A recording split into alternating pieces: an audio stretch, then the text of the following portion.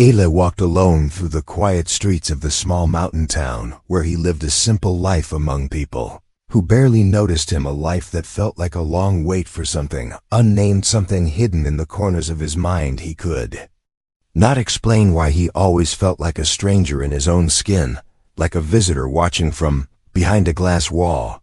And yet he smiled, he worked, he slept, and he repeated the same pattern every day. His nights were filled with strange dreams of stars pulsing in colors he could not describe, a silver city floating in space, its towers shining like frozen fire, and always there was a voice calling to him, soft and distant, like a song lost in time. The voice was always the same, full of warmth and sorrow, whispering his name in a language he somehow understood. One evening the sky turned a deeper shade of purple, as if twilight itself had thickened. The wind carried a strange electric scent. The air hummed with silence, and Eli felt something stir in his chest, as though a part of him had suddenly awakened. He stood outside his cabin, watching the stars appear one by one. When the first streak of light cut across the sky, then another, then 10 more, until the night was lit with falling stars. People in town ran out into the open, pointing and gasping, thinking it was a meteor shower. But Eli did not move. He stood frozen, watching as one light moved differently, not falling but descending slowly, controlled and deliberate. It grew larger and brighter until it hovered above the lake at the edge of the forest. The water beneath it shimmered and rose in waves as if pulled by unseen gravity. Without thinking, Eli walked toward it, his steps slow at first, then faster, as if something ancient in him already knew this was meant to happen.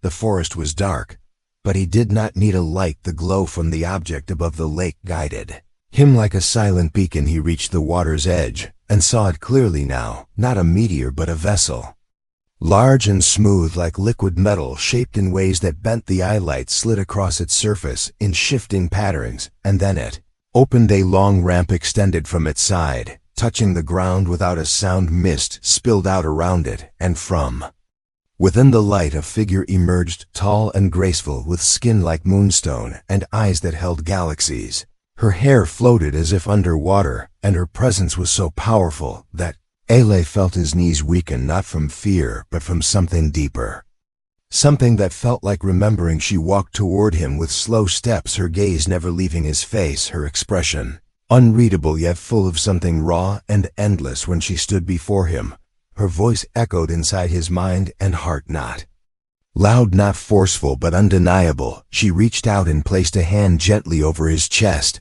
and in a voice that trembled with emotion, she said, "Last, my human has returned." Eli blinked, unable to speak, unable to breathe, as images rushed into his head.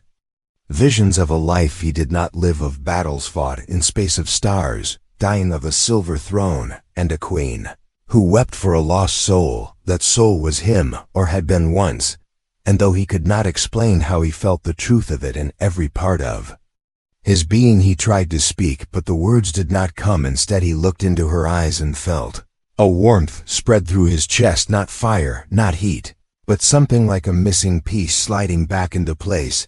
The queen turned her head slightly, and more figures appeared behind her, tall, silent warriors with glowing armor, their faces hidden behind masks. They stood at attention, as if waiting for orders, but the queen lifted her hand and they stayed back. She looked at Eli again, and this time her expression softened, her voice quieter than before, but still filled with the weight of lifetime. She said, "You do not remember, but I do, and I have searched for you across ages, across worlds. I felt the bond still alive, a spark buried, but not broken." Eli shook his head, trying to understand, trying to believe, but every part of him already knew that he did not need to believe because it was real. "Who are you?" he asked, his voice hoarse and uncertain. "I am Alira, the last queen of the Aethery. The voice in your dreams, the one you once swore to protect," she said. "And though your body is new, your soul has not changed. I felt it the moment we entered your star system." He looked at the ship behind her, the warriors, the strange light in the sky. And somehow it all made sense, not because he understood it with logic, but because his heart remembered. The queen stepped closer and reached for his hand. Her touch was cool and soft, And as their skin met, Eli saw a flash of memory, a room made of crystal, a golden ring of fire, two figures standing side by side, their hands joined as light swirled around them. "I do not want to force you," Alira said. "If your soul no longer wishes to walk with me, I will leave and never return. But if even a part of you remembers, then come with me, and I will show you everything." Eli looked back at the forest behind him, at the world. He had known the life that had always felt like a waiting room. Then he looked at her, the queen, the stars, the ship, the future that waited, and he realized he had always been walking toward this moment. He took a breath and stepped forward. "I don't remember," he said, "not fully, but I believe you." A slow smile spread across her face, not of victory, but of relief, and for the first time in countless years her eyes shimmered with hope. "Then come," she said, and together they walked toward the ship, toward the stars, toward a destiny written in the silence. Between galaxies, the sky above them shifted, and the light swallowed them whole.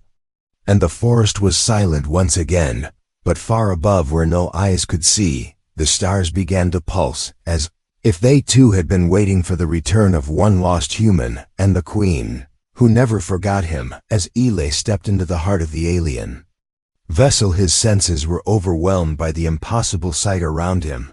The walls shimmered with colors that shifted like oil on water. Each step echoed like music in a deep chamber.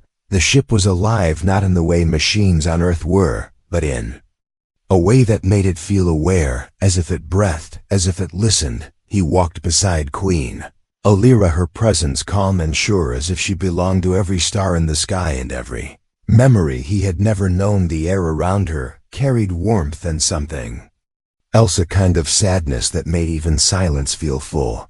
Eli looked around and saw no wires, no screens, no buttons, yet the ship moved, responded, adjusted its light and path without a single word. Alira led him into a chamber where the floor opened like petals of a flower, revealing a pool of glowing light, not water, not fire, something in between. And as she motioned him forward, she spoke in that same voice that echoed in his heart.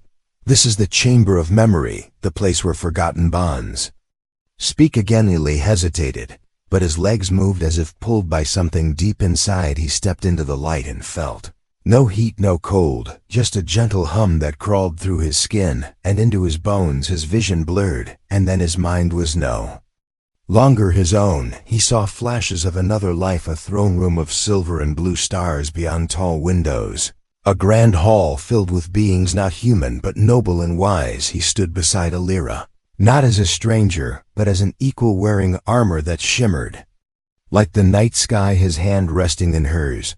They looked at each other, and the weight of love, trust, and duty passed between them without words. Eli gasped and stepped back from the pool, the vision gone. But the feeling remained, not just a dream, not an illusion, but a memory that had waited buried inside him. "You were one of the bonded," Alira said softly, her eyes watching his face. "Not everyone could form the link. Only a few rare humans were able to hold the bond with our kind. It was not just emotional, it was spiritual, a connection that tied one life to another, across stars, across time." "Why me?" Eli asked, his voice shaky. "Why not someone stronger or smarter or more important?" "Because you were not chosen for strength," she replied. "You were chosen because your soul matched mine, because you gave when others took, because when everything around us was falling apart, you stood still and held the light. You gave us hope even when you were afraid." Eli turned away, unsure of how to carry the weight of such words. He had always felt like he didn't belong, and now he was told he belonged to something larger than anything he could imagine. The ship suddenly shifted, and lights pulsed along the walls. The queen's expression changed from calm to alert. She reached toward a panel that appeared from the wall, and placed her hand on it. Instantly, a soft voice spoke in her language, but Eli understood it somehow, an unknown presence detected.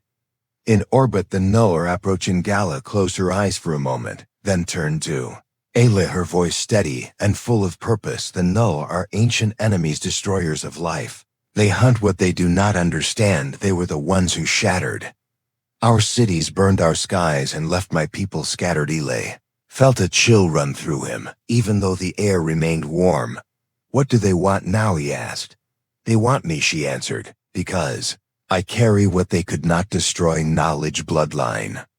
Memory they will follow until I am gone, or until they are." "And me?" Eli asked. "Do they know about me? If they find out what you are, they will not let you live," she said, without pause, "which is why you must choose now." She turned and waved her hand, and a door slid open, revealing another chamber, this one filled with floating crystals arranged in a spiral as tall as a mountain.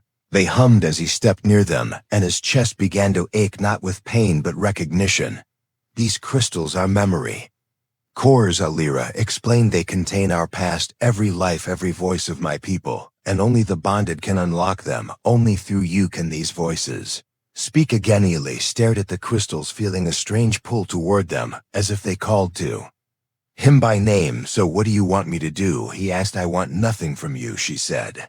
"I only offer you the truth. You are the last link to a forgotten world, a world that trusted you, loved you, remembered you even when you forgot yourself. But you are not a prisoner. If you choose to return to Earth, we will take you back, and no one will stop you." Eli looked at her, really looked at her, and saw not just a queen but someone who had carried sorrow for too long, someone who had walked alone across the stars because she believed in something more. He thought of his empty house, his quiet mornings, his life of drifting, and now he stood in a place where stars remembered his name, where a queen had crossed galaxies to find him. "What happens if I stay?" he asked quietly. "Then we face the null together," she said, "and maybe we fall, but not alone, and not forgotten, and maybe, just maybe, we rise again." Eli reached out and touched one of the crystals. It flared with light, and in that instant he heard a voice, a young child laughing, an old woman singing, a warrior shouting for victory, and deep within it all he heard his own voice, not now, but from before, whispering words of love to Alira. His hand dropped, and he looked at her, his heart steady now. "I'll stay," he said, "not because I understand everything, but because I think I'm meant to." The queen nodded once, and for the first time in her voice there was light. "Then the stars will remember us again," she said, and behind them the ship began to glow, preparing for the battle that would soon come. And so the last queen and the lost human stood together, once more, not as strangers but as echoes of a promise made long ago, one that would now shape the future among the stars. The ship drifted through deep space, silent from the outside, but alive within its walls, glowing with quiet energy. Eli stood near one of the wide viewing chambers, staring out at the stars, stretching across the void like scattered diamonds. The sight should have made him feel small, but instead it filled him with a strange calmness, a sense that he was no longer lost, no longer just a man floating through life without reason. Beside him, Queen Alira stood tall, her eyes scanning the darkness, not with fear, but with deep focus, her thoughts already reaching beyond the visible edge of the galaxy, where she knew the null were coming. She could feel their presence, like a shadow pressing against her mind, a cold force that had once destroyed everything she loved and now hunted her once again. Eli turned to her and asked if she had faced them before, and she nodded slowly, saying they were not a species but a hunger, a force that devoured not for survival but for control. They erased memories, turned living worlds into ash, and what they feared most was connection, love, unity, because they could not feel those things.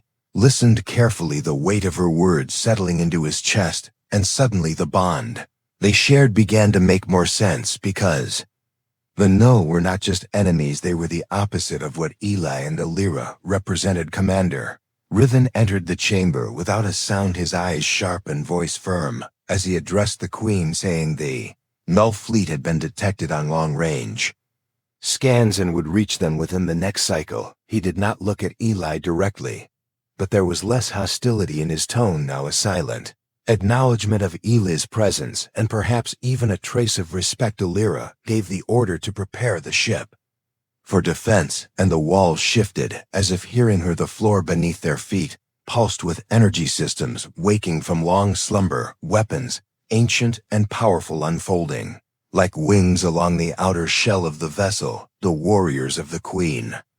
Gathered in silence, each one aware of what this moment meant, Ely followed Alira to a chamber near the center of the ship where the oldest technologies were stored, tools left behind by those who came before. Even Alira's reign in the center of the room floated a sphere made of crystal and light, and as they approached it began to glow brighter, responding to his presence.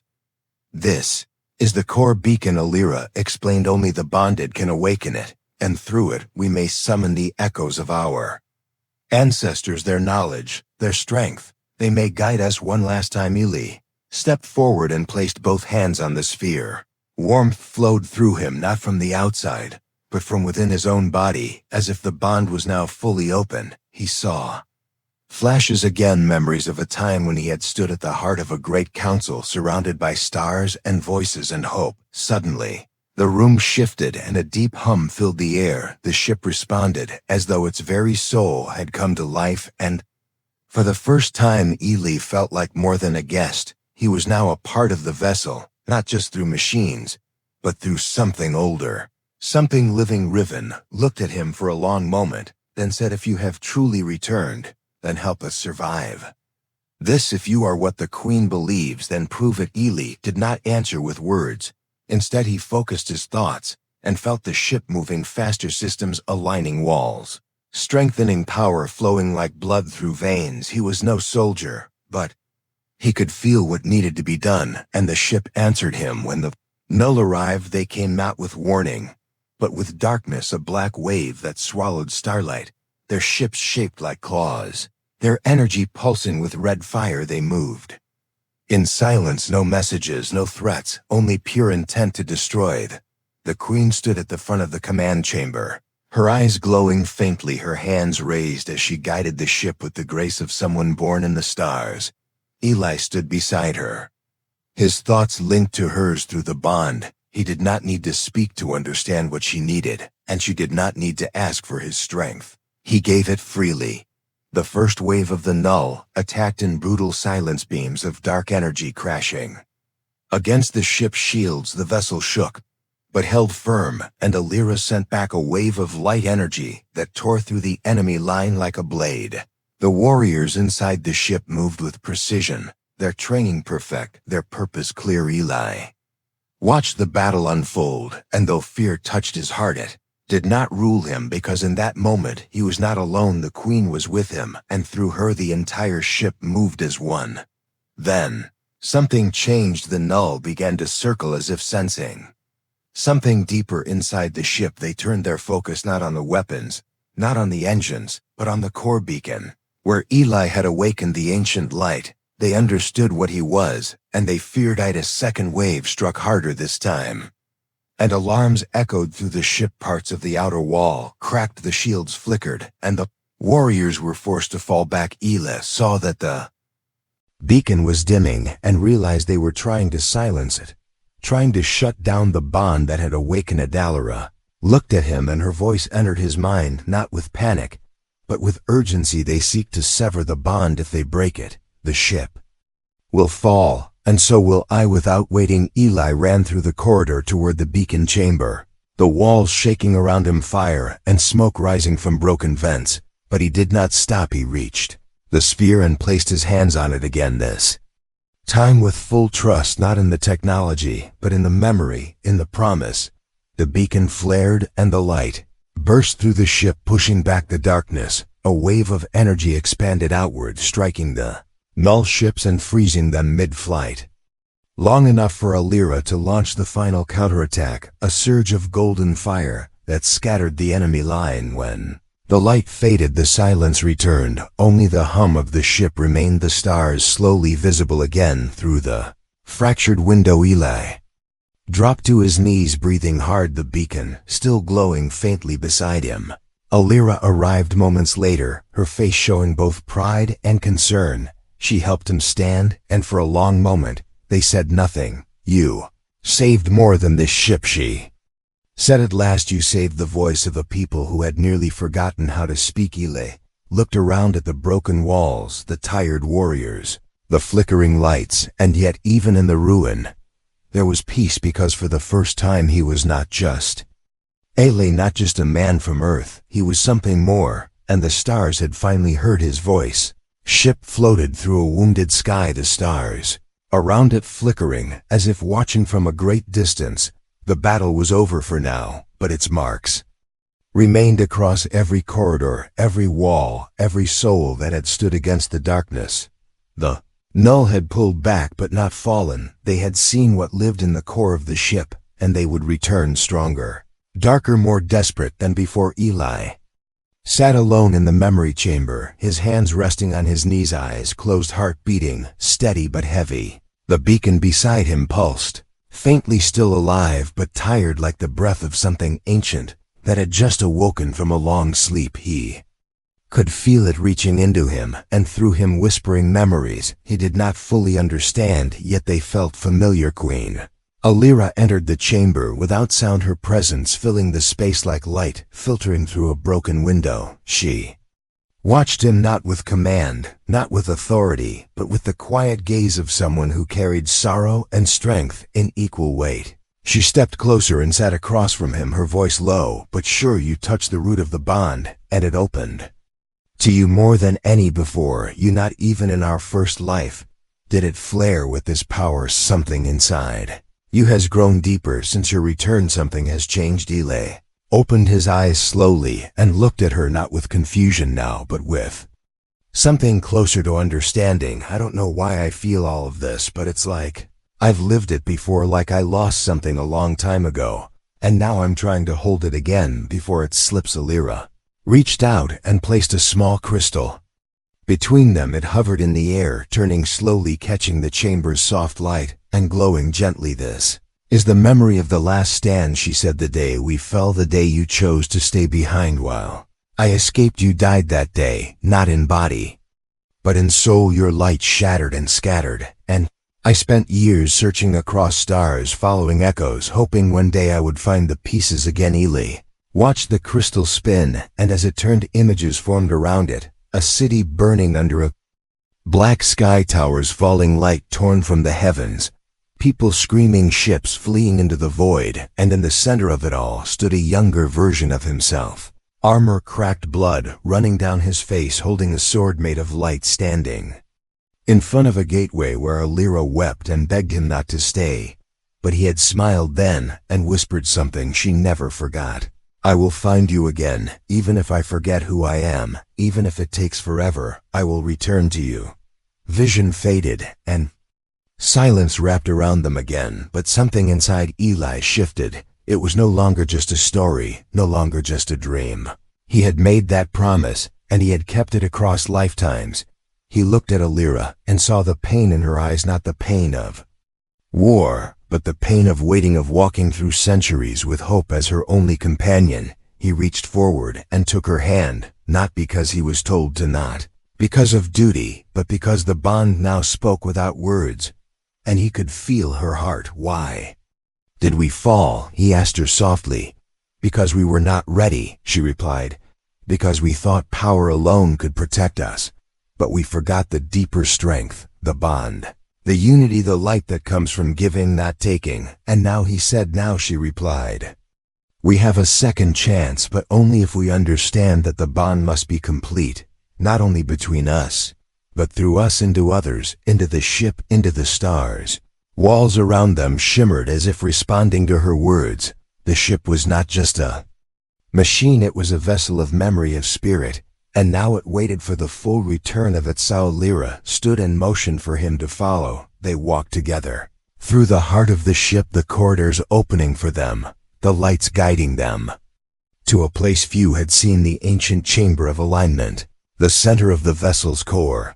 The room was wide, round, alive with a soft glow, and in the middle stood a platform surrounded by floating lights, each one humming like a voice waiting to sing. The ritual must be completed here, she said, or the bond will never reach its full strength, and the null will return before we are ready. Eli stepped onto the platform, the light circling him faster, the air thick with energy. Alira joined him and took his hands, closing her eyes and whispering in her language. And though he did not understand the words, the meaning touched his heart. The ship began to pulse brighter, each light a memory, each pulse a voice from the past calling out to the bond. As Eli and Alira stood together, a wave of warmth swept through them, and in that moment every wall, every panel, every part of the ship connected with them. Memories flowed through the air, through the floor. Through their blood he saw the lives of others who had come before humans, aliens, warriors, lovers, thinkers, children, stars rising and falling, the cycle of hope and despair, the long journey that had led them both to this place, and in the center of it all stood the promise that no matter how far the darkness spread, no matter how many stars died, the bond between hearts was the light that could not be broken. Ritual reached its end. The lights merged into one, a beam shooting upward through the ceiling into the stars, a signal sent not just across space, but across time. The bond was whole again. Alira opened her eyes, and they were shining not with power but with peace. The ship responded immediately, shields realigned, systems fully activated, hidden defenses rising from the outer layers as if the vessel had been sleeping until now. "We are ready," she said, "but only because you remembered not just who you were, but why you were." Eli looked out through the viewing window, saw the stars shining more clearly than before, and he understood now that the journey was not just about memory or war or power. It was about connection, about finding again what had once been lost. And now, with the bond restored and the truth awakened, they would face what came next, not as queen and soldier, not as alien and human, but as one soul born in two bodies, bound by light and chosen by the stars. Stars shimmered with new light as the ancient vessel moved through the void, its course no longer aimless, its strength no longer hidden within silence. The bond between Eli and Alira, now fully awakened, had spread into every part of the ship, breathing life into forgotten chambers, stirring the voices of the past, and calling the future forward with quiet power that reached far beyond the ship's walls. Eli stood in the central chamber, where the ritual had completed, his breath calm, his heart steady, but his mind filled with a quiet storm. Not of fear, but of deep awareness. He could feel the vessel's energy flowing around him, not like a machine's but like the soft rhythm of something alive. He no longer felt like a passenger. He was now a part of something greater. Queen Alira walked beside him, her steps light, her presence more radiant than before, not because she had changed, but because the bond allowed him to see her as she truly was, not just a ruler, not just a figure of legend, but a soul who had waited across time for the promise they had made long ago. A soul who had held hope when even the stars had forgotten. The ship's systems spoke in quiet pulses, relaying the path of the Null fleet approaching again, this time in greater number, with greater hunger. The light Ale had released through the beacon had drawn them like shadows rushing toward fire. They had seen what they feared most, the return of unity, the rebirth of memory, the rise of something they could not consume. Commander Riven entered the chamber, nodding without words, his armor scarred, his eyes sharp, but his posture no longer cold. He had seen what Eli was, what the bond had restored, and though he was a warrior shaped by war, he now stood with them not only out of duty, but belief. The queen turned to Eli and explained that the ship's final defense, the Heart of Flame, could only be activated through the complete alignment of the bond. It was not a weapon of destruction, but a force of balance, a wave of pure energy capable of scattering darkness.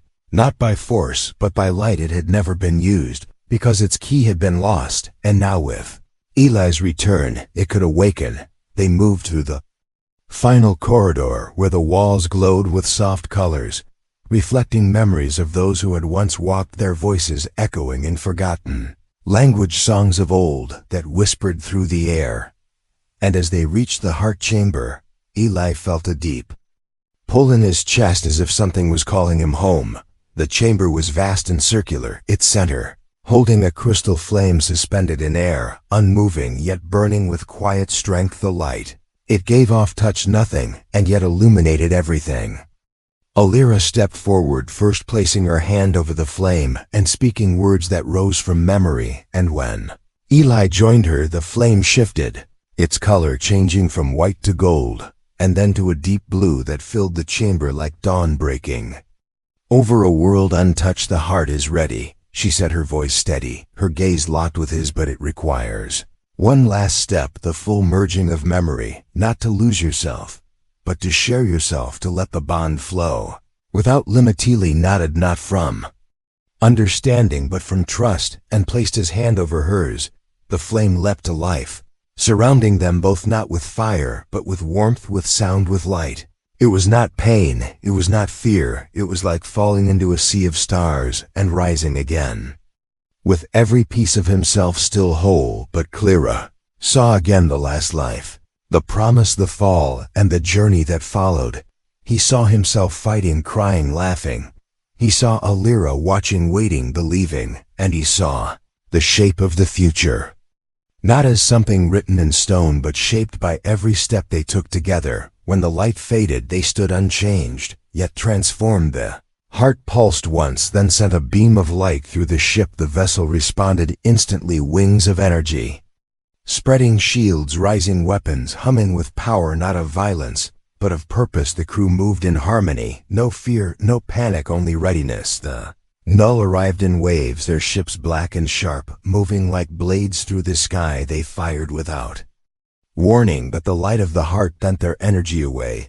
The ship did not attack blindly, it moved with grace, blocking, absorbing, weaving through the chaos, like a creature dancing through a storm.